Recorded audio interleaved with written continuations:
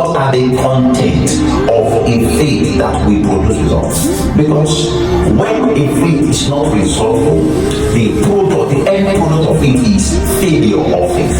Your faith begins to fail you when the result is not there. That means that faith is failing. That faith is failing, and it tends to lead people into activities without life. Activities without life. People perform activities, but the content of life is not there because they don't believe in what they are doing. They don't have the conviction over what they are doing, because what they are doing has not been made real. There is no reality in it. There is no reality in it. So that is, if you check the life of Jesus, you will find that at each and every point of his life, he emphasizes on the result of faith. The result of faith. That was why the writer of Hebrews said, now faith is a substance. Faith is a substance. It is touchable. It is tangible. It is an evidence. It is provable. It is provable. So faith is a substance. So it is touchable. And anything touchable cannot be disproved. Anything that is a substance cannot be disproved. So what is it that is needed to make our faith provable? To make our faith resultable? To make our faith resultful? So what is it that is needed? What is it that is needed?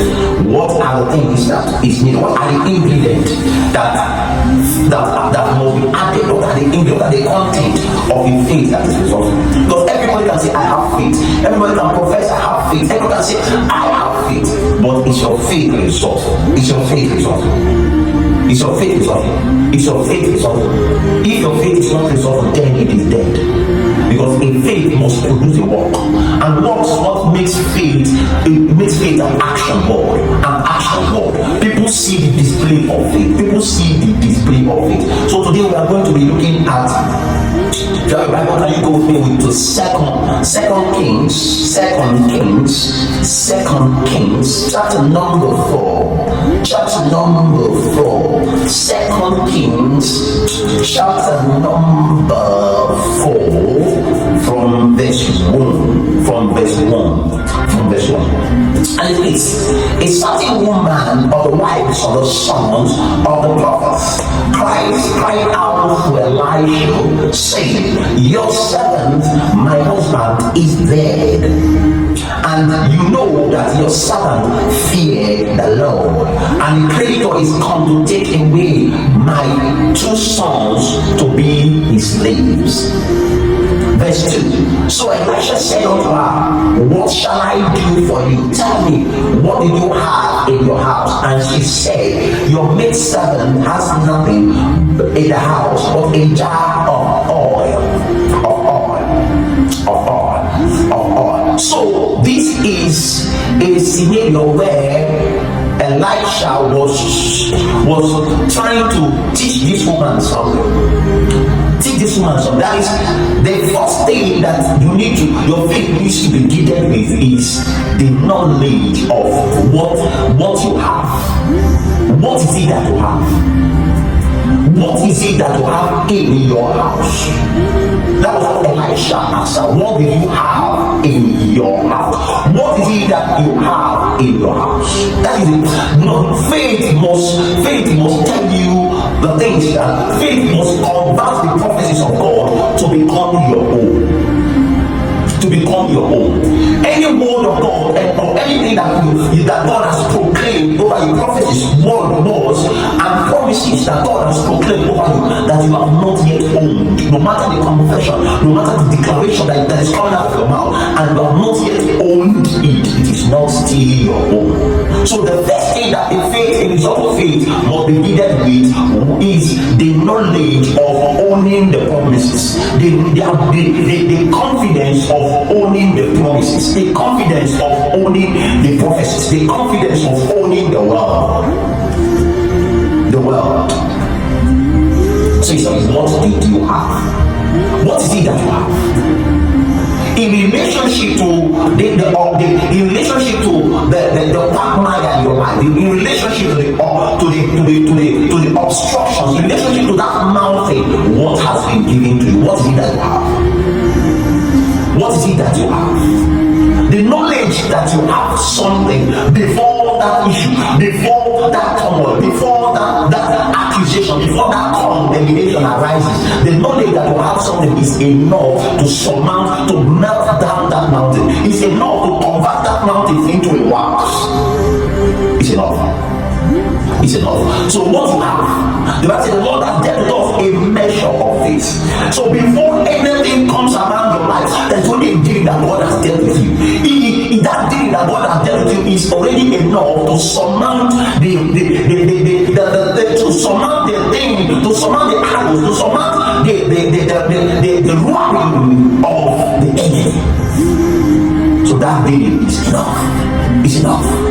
That deal is enough. That day. So what did you have? What did you have? What did you have? What did you have? In Genesis 28, Jacob was running away from his father's house to Laban's house. He needed to own something. He needed something. He needed something. He needed a succor. He needed to go with the war. And that was how God encountered him and got a covenant with him. And he owned. How was his response when he went up from the dream? What was his response? He offered. He offered and he poured an oil, and what he said was that I will come back here. He got a covenant with God in that same place because of what? Why did he do that? He wanted to own that word. He wanted to own it. He wanted to own it. He wanted to own it. He wanted to own it. So until you have owned that revelation, you have owned it. You have owned it. It is not yet your own. So it cannot produce results because only the revelation brings conviction. Only the revelation converts that revelation into becoming your own. And the word became flesh. The same way the word became flesh in the manner of Christ. That is the same way the word of God is expected to become flesh. When it is released to you, it is converted to become your identity. It is converted to become your nomenclature. It is converted to become your niche, your environment, your dwelling place. That's what the word of God is converted to. Is converted to. So how can you convert that word to become your own? How can you convert that word to become your own? How can you convert the word to become your own? Number one, meditating on the word. When you meditate on that promises, when you meditate on that confession, when you dwell in it,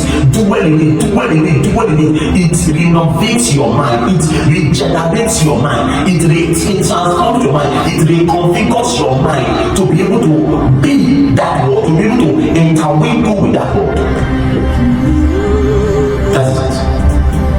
That's it. It reconfigures your mind. It reconfigures your mind. It reconfigures your mind. It reconfigures your mind. It reconfigures your mind. Say, this book of law shall not depart from you, but thou shalt meditate on it day and night, that thou mightest observe to do. So when meditation is on the promises, the ability to do, that doing becomes action, because anything you are acting has become your own environment. Action has become part of you. Just listen. So the thing that makes your faith resourceful is the knowledge of the promises. That promises, has it become your own? Have you owned it? Have you owned it? So when you own it, it begins to produce results for you. It begins to produce results for you. It begins to produce results for you. And this is what shows that you have owned it. Number one thing is that revelation begins to print an identity to you.